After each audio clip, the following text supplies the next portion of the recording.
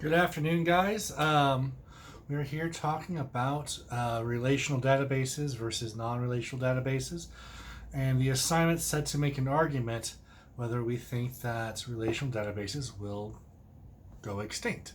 I will actually make the argument that the initial argument to be made is an irrational one. I believe that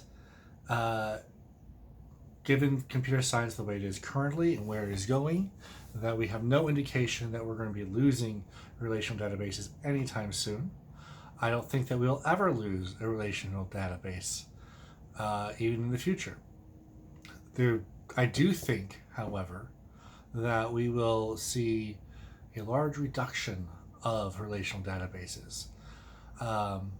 So the argument I'm going to make to you is not that they'll go extinct, but that their market size is going to greatly diminish. And the reason why I believe that's the case is that relational databases are still currently more effective and faster than than their counterpart databases. But the problem is that they're so hard to expand on.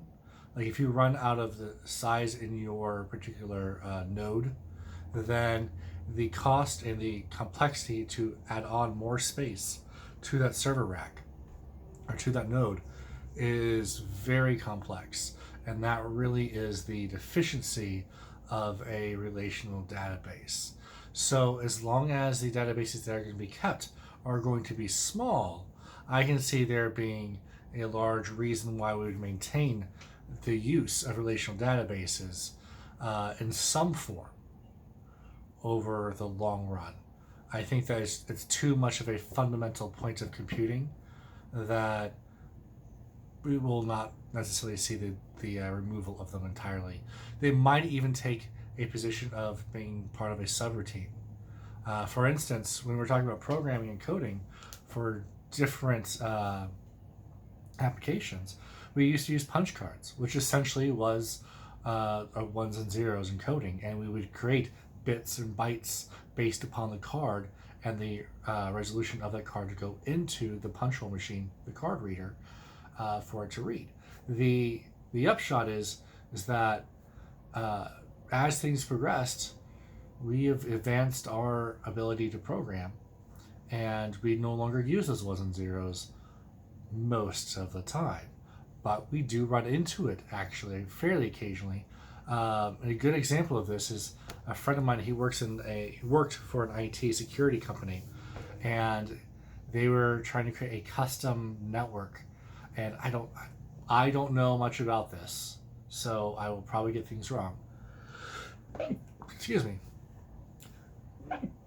But what he was saying was there was a flaw that they found where they were having packet size issues of actually getting into the network, and they had to reconfigure their network to allow in a different header size for those packets to be read by their network, their security network, because apparently it went over by a few bytes. So things of that nature do require going into that granular level of how many bytes are actually processed, which means you're looking at how many ones and zeros and counting them and configuring the computer to receive so many of them for that process to happen. I can definitely see that maintaining itself because that presents a good security measure. If you have a custom header size that is proprietary, it would be very hard to hack that system because you're dealing with not so normal methods of network security. So the same way I think relational tables might still maintain themselves in the long run and find themselves to be automatically inputted into certain small subroutines that will be adjusted when necessary, but still have their own livelihood in the programming world, even if it's on a deep in the back end that we will never see. So that wraps up my little thing about relational databases.